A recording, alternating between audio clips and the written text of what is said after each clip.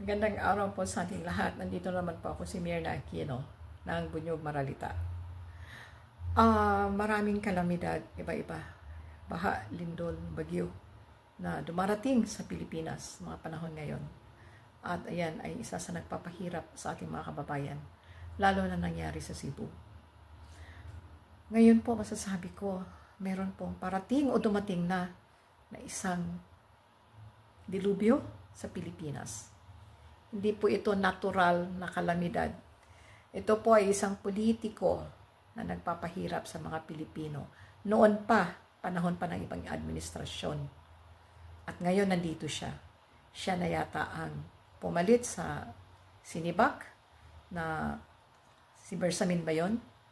Siya na ngayon ay Executive Secretary.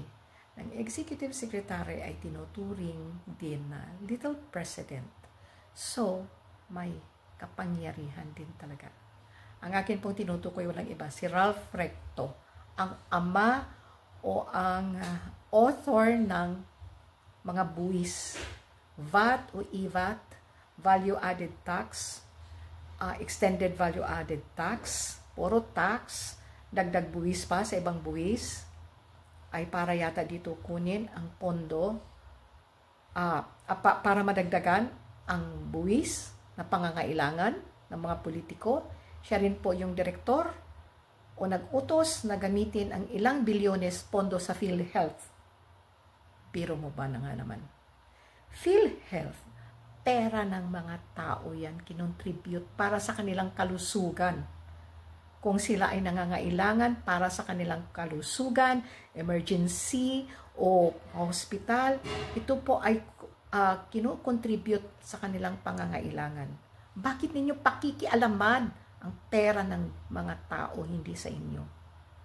Kapal ng mukha nyo. Ang kapal ng mukha nyo.